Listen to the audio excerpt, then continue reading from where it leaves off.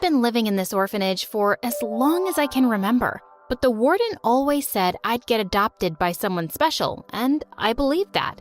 All I had to do was wait. When I was 7, a new girl named Viola joined our home. She was beautiful with blue eyes and black hair, very different from the rest of us. Also, she was my age and we became roommates. She said she missed her parents and cried for hours. I felt really bad, so I took her for a walk around the campus, cracked some jokes, and made her laugh. She said she really liked me. But later that night at the dining hall, I saw a group of senior girls bullying her. I've never seen someone with blue eyes like this. Now, be a good kitty and lick up every drop of milk from the floor before the warden comes in. But why did you drop it? I was hungry. I was gonna have it. The girl went crazier. She spat on her face. Poor Viola looked around for help, but everyone was just enjoying the show. I couldn't take it anymore. I ran to the spot and kicked the tall girl from behind, and she fell on all fours right into the milk puddle. Now, be a good janitor and clean all this up. She stood up with fire in her eyes, but thank God the warden turned up just then, and everyone ran off. I took Viola's hand and sat her next to me. We had a happy dinner, and I also shared my glass of milk with her. From that day on, Viola and I became close friends, and soon we were inseparable. 5 years passed, and one day, the mean girl got adopted. We were so happy to see that witch go, but that's when it struck us. What if one of us got adopted? That evening, we made the strongest pinky promise ever. If we're ever getting adopted, we only go together. But only a few days later, the warden called me into her office and introduced me to a rich couple. Hello, dear. We asked your staff, who's the smartest kid here? And everyone said it was you. Would you like to come with us to our home? Oh no, what we feared was actually happening. Someone was here to adopt me, but I couldn't leave without Viola. I'm sorry, but I can't come alone. If you want to take me, you'll have to take my friend too. The couple said they only wanted one girl, but I begged and pleaded, and they decided to see Viola too. The warden called her in, and the couple went all gaga on her. Oh, you're such a beauty. How come I didn't see you in the assembly hall? You're my girl. Let's go home. But only you, please. They were so dumb. Why didn't they understand Viola wasn't leaving without me either? We looked at each other, but suddenly, she just looked away and hugged them. Yes, I like you guys so much. I stood there in disbelief as they walked past me, just like that. She was my best friend. How could she do that to me? I was heartbroken. For weeks, I couldn't get over her betrayal, but I decided I wasn't gonna cry over it forever. I put all my heart into studying and soon was the best student in school. One day, our principal called me and said I was selected for a school swap program where I would get to attend 8th grade in a posh private school. That was so exciting. I stepped foot in the biggest place I'd ever seen. It would take me at least a month to learn the way to class. But just then, a girl blocked my way in the corridor and scanned me from head to toe. She was the prettiest girl I'd ever seen, with beautiful tan skin. I think you got confused. This is an international school, not the Department of Social Services. Want me to show you the exit? No, I know this is a school, and I'm here on a scholarship because… Shush! Are you gonna tell me your life story now? With that, she knocked my books out of my hands and kicked them away. I was shocked, but I smiled and said, yeah, I hate studying too. Books suck. What are you talking about? Are you dumb? Can't you see I'm bullying you here? I'm not trying to be your friend. Just get lost. You're so annoying. She pushed me aside and left. I knew being in this school would be hard, but to my surprise, all the girls were nice, except for that girl, whose name was Margot. In our first lesson, someone pranked the teacher and put gum on her chair. It was stuck to her skirt and the teacher was super mad. Just then, Margot got up and said, "Miss, I know who did this," and then glared at me. Oh no, was she gonna say my name? Viola. We all turned around to see Viola, and I was completely shocked to see that it was my ex-best friend, Viola, and she was sitting alone in the back. The teacher asked her if she did it, and Viola whispered a yes. The teacher yelled at her and sent her to the principal's office. During lunch, I ran to Viola to talk to her, but she completely ignored me and started walking away. Wait, Viola, I'm Scarlet. We used to be best friends, remember? But Viola just lowered her head and didn't stop. What was up with her? Just then I heard Margot behind me. Ugh, why are you talking to that loser? Didn't you see what I did to her today? I put that gum on the teacher's chair. And when I said her name, all that dummy could do was say yes and go off to the principal like a scared little mouse. Why would you do that? Because I can. And I'm not done with her yet. Don't ask too many questions or you'll be my next victim. This was insane. Viola was in trouble and I didn't know what to do. I was still mad at her, but this Margot sounded so powerful. The next morning, I saw Viola standing at the classroom entrance, taking off everyone's jackets and smiling at them like a freaking maid, while Margot was glaring at her. I knew she was making Viola do this, but suddenly Margot spat at her own shoes and yelled at Viola. Hey, come over here and clean my shoe, and do it with your bare hands. Now. What? I couldn't believe this. And Viola was actually walking over to Margot to do what she said. I couldn't take this anymore. I grabbed Viola's arm and stopped her. What's wrong with you? How can you treat someone like this? What's your problem? I told you to keep your poor butt out of this, or I will make your life worse than the hell it already is. You poor, stinky, ugly girl. I got super mad and I slapped her right on the cheek. Before she could attack me, someone else pushed me really hard and I fell down. It was Viola. What are you doing? Don't hurt her. I was shocked. Did she just defend Margot? But she treats you so badly. She's a bully. No, she is my sister. So stay out of this. What did she just say? Her sister? I was super shocked and confused. I didn't understand what was going on with these two. So I went to the principal and told her everything about how I knew Viola, her adoption, and everything happening now in school. The principal looked touched by my story and said that I was a good person. Do you know what's going on between them?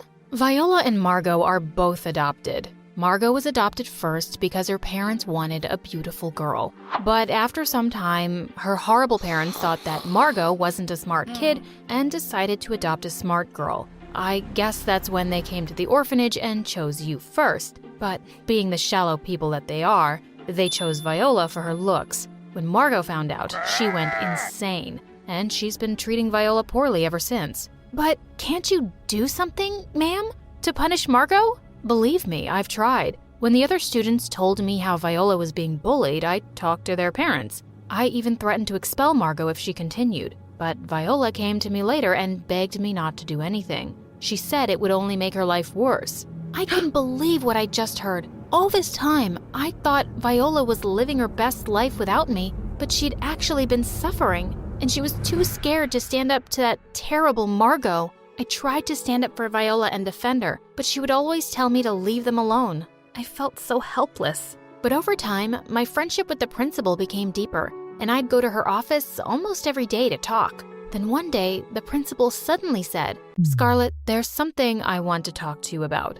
I've been thinking about it since the day I met you. I never had children of my own, and, well, you're amazing. So I was thinking, maybe I can adopt you. We will both be really happy, I promise. But if you don't want that, please feel free to say no. I understand." I couldn't believe what I just heard. I was speechless. But then I said, Yes, I would love to. And I hugged her tight. Everyone heard the news, and my life was about to get so much better. And some things would have to change. I was going to make sure they would. The first thing I had to do was deal with Margot. So one day, when I saw Margot eating, I approached her and poured all my juice on her head. She started screaming. "What are you doing, moron? Why did you do this?" "Because I can, and because I want to. I'm the daughter of the principal. So what? You think I'm scared? You should be. I would be very, very careful if I were you, Margot."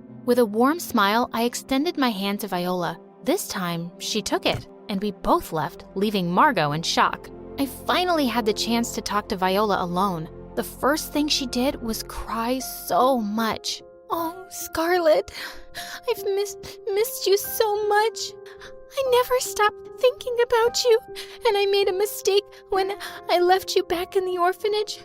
I was never strong like you, and I just wanted to have a family to love me so badly. But it's only been a nightmare. Please, please, please forgive me. I'm so sorry, Scarlett. It's okay. It's okay for now. Hush, honey, don't cry. Everything will be okay. Calm down. Not until you say you forgive me. I forgive you, and I missed you too. Please, calm down and tell me what's going on. Do your parents know that Margot is a jerk to you? She acts very nice in front of them, but I think they know everything. They are just scared of her because she's evil. I don't want to live with them anymore. Please, help me. I hugged her and calmed her down. Once I told Mom about everything, she immediately contacted social services and helped Viola end her adoption with her parents. Once that was done, I asked Mom if she'd adopt Viola too, and she gladly agreed. But when Margot found out about all this, she went ballistic. Hey, Viola, you jerk. How dare you say nasty things about me? I think I was too nice to you. I should have finished you off every moment I got the chance to do so. Don't you ever give up? Game over, Margot. Oh, sister, let me handle this.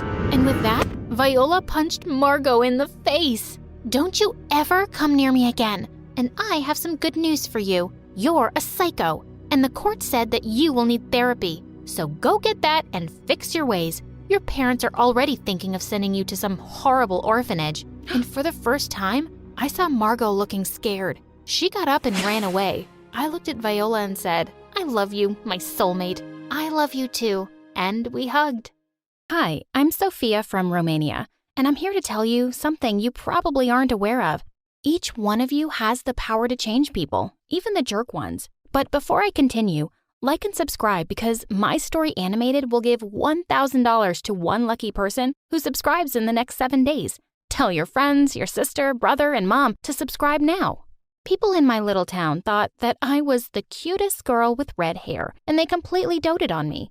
Everyone would notice me wherever I went and would start talking and laughing with me. Yes, I enjoyed it, but honestly, sometimes it got overwhelming. One day when I was 3, I was at my neighbor's place and her son put a paper crown on my head and offered me a horseback ride. All hail Sophia, the Queen of Romania! Just then, his jealous little demon sister came running out of nowhere and pushed me off his back. No, she's ugly. Then she squirted glue in my hair. I pushed her and was about to attack her when my mom took me away. All evening, my parents cried and I tried to comfort them. It's okay, Mom, Dad. It will grow back, prettier than before, I promise. Eventually, they just had to cut my hair, and it did grow back all lovely and thick in a few months. When I was 4, Mom started taking me to a small farm 2 hours away from our house just to have my hair washed with goat's milk. That was insane, but being around sheep and goats was fun. I refused to let them wash my hair unless I milked the goat myself.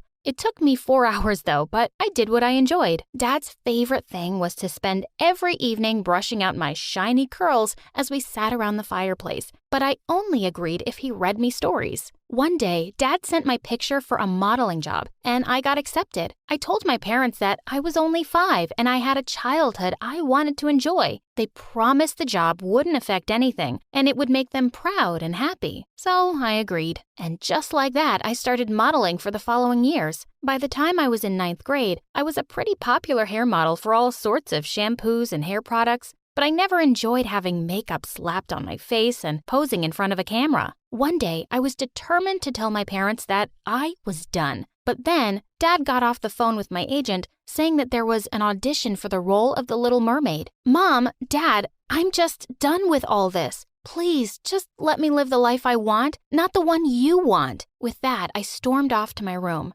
And no, I didn't go to that audition. Months later, Dad said I got an acting job offer in LA. I knew there was no use protesting, but I thought to myself that the States is the land of freedom, and the moment I would arrive there, I would be more free. And just like that, we'd flown across the world and settled in LA. It was really different from anything back home, but all I was thinking about was school. I wanted to do well so I could study law in college. As I walked down the hallway on my first day of school, suddenly someone came rushing straight at me on rollerblades. The only thing I could register was the most beautiful pair of blue eyes before we both rolled onto the floor. For a minute, we gazed into each other's eyes as my heart beat furiously. Someone slammed a locker door somewhere, and we both snapped into reality. He jumped to his feet, and I held out my hand. "Oh, sorry, He smiled and took my hand to help me up. "Yeah, I'm sorry too, for not pushing you harder, ketchup head." And with that, he let go and I fell back on my butt.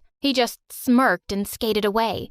I stared at him in disbelief. What an A-class jerk! I really hoped I wouldn't have anything more to do with him. But to my horror, it turned out that he was in my class. I just knew he was going to make my life miserable. The teacher asked me to introduce myself, and I stepped in front of the class. "Hello, everyone. My name is Sophia, and I'm from..." Before I could even finish, the boy burst out laughing. "What planet are you from? Do all the aliens there have hair like Elmo's fur? And does everyone talk like they're stupid? Brian, that's no way to talk to a girl." "That's no way to talk to anyone. I've never met anyone as what you call it? Handsome, breathtaking, dreamy, as rude as you. And don't make fun of my accent. I'm proud of where I come from." "Wow, now your face is as red as your hair. Do all ketchup heads get this angry?" "Only if they meet stupid people like you," someone from the back called out. "Geez, get a room, guys." "What room? I'm new here. Can someone guide me?" "Oh yeah, I will." Everyone started laughing as he got up.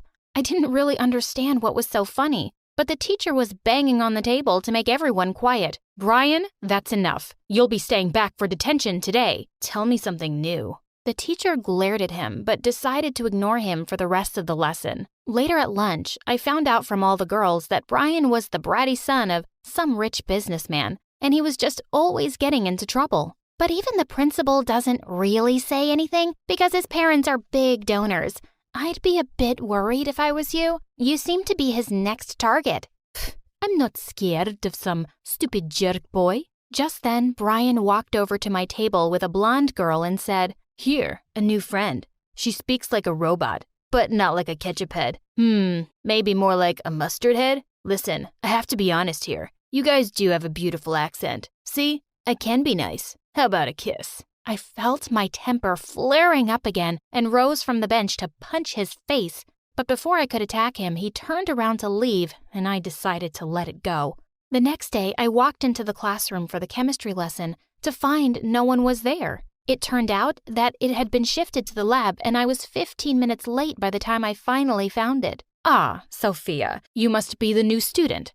We're doing the experiment in pairs, and the only person left is Brian." Ugh, I couldn't believe I was stuck with him. Things were going smoothly enough for a while, and when Brian handed me a beaker, our fingers touched for a second, and I could swear I felt sparks. I sneaked a glance at him to see that he was also looking at me. "Is there something you want to say?" Suddenly, he came a little closer, and my stomach did a few backflips. Was he going to kiss me?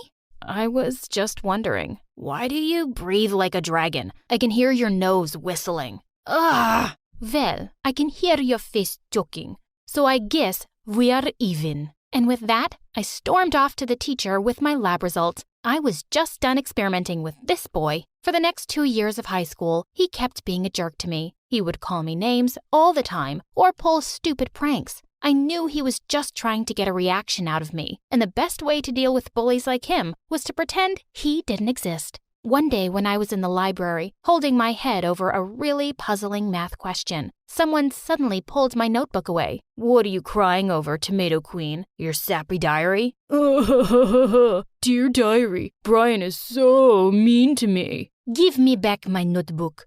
I don't have time for your nonsense." "Seems like you're as stupid as you look. You've done the question all wrong." "Oh yeah? And you're going to tell me how to do it right?" "Since you're practically begging me for help, sure.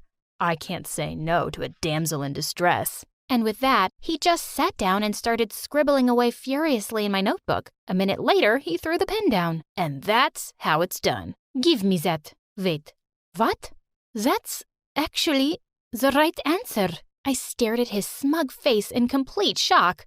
"How come you're always getting such bad grades? Why do you let everyone think you're dumb?" "That's none of your business." "But Brian, Wouldn't your parents be really proud to know you're so smart? Suddenly, Brian got up from his chair, looking furious. What do you know about my parents? Nothing. They wouldn't care if I was as smart as Einstein. They're too busy fighting with each other to have any time for me, so just stay out of it, and I don't think you know anything about me. And with that outburst, he stormed off. For the first time, I felt a bit sorry for him. A few days later, the teacher gave back the last math assignments of the term, and she slapped Brian's on his desk. Brian, you're going to have to repeat the school year now. I want to give you one last chance. I'll give you another assignment, and if you do well, I'll give you a passing grade. Thanks, but no thanks. See you again next year. I tried to stop myself, but I just couldn't. Brian, you know you can do it. I can help with it. But I don't think you even need any help. Miss, he's practically a genius. He really doesn't deserve to fail this grade. Everyone was staring at us now, and Brian looked livid. No, I'm not. Who do you think you are, ketchup head, my guardian angel? I just don't want you to be left behind, dude. Why do you care? I don't want a second chance. Stop acting like Mother Teresa. And with that, he stormed out of the room. What a stubborn idiot. When I went home that day, I had some shocking news waiting for me. Dad was really unwell and was given time off work. And to make matters worse, I found out that he'd gotten sick because our immigration status had been under threat for a few months and he'd been trying to deal with it. If we lost the case, we'd have to go back to Romania. I felt devastated. I skipped the next few days of school to help Mom take care of Dad. But when I finally returned, I was taking some stuff out of my locker when I heard Brian behind me. Oh no, you're back? My eyes were feeling so much better because they weren't hurting every day looking at your hair. I started walking away, but he kept following me. Come on, what's the big secret? Where were you? Growing tomatoes? Making ketchup? If you must know, Dad has been working too hard lately, and he fell sick, so I was taking care of him. Oh, I feel so sorry for your dad. Sorry that he has such a dumb, ugly daughter. And he brought her all the way from Romania and worked so hard just so she can have a good life. You made him sick, ketchup head.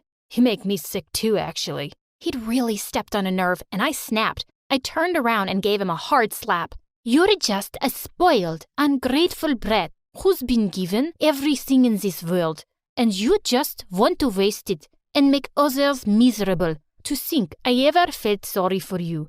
I hate you, and don't worry. Soon enough, you won't ever see me again. I stormed off, and this time, he didn't follow me. A few days later, we went to court to fight our immigration case. But to our dismay, the judge ruled against us. Just then, a well-dressed man came running into the courtroom. Your Honor, I'd like to submit an appeal in this family's case. They deserve to stay here. We just stared at the stranger, and he started firing some legal mumbo-jumbo and handed papers to the judge. And to our shock, the judge actually changed his decision, and we won the case. We didn't have to leave. As we hugged each other, we turned to the man and thanked him over and over again. But sir, if I may ask, who are you? I'm your friend Brian's private family lawyer. The boy has been after me non-stop for the past few days to look into your family's case. Oh my God, Brian? Did he really do that? I headed straight for school after that. I looked everywhere and finally found him sitting alone on the bleachers. He looked stunned to see me as I sat down beside him. Brian, why did you do that? I don't know. Maybe because you tried to help me, even though I've been nothing but a complete jerk to you. And maybe because I've had a crush on you from the start. My face broke into a huge grin. I always knew it. You like ketchup head. With that, I pulled him in for a long, steamy kiss.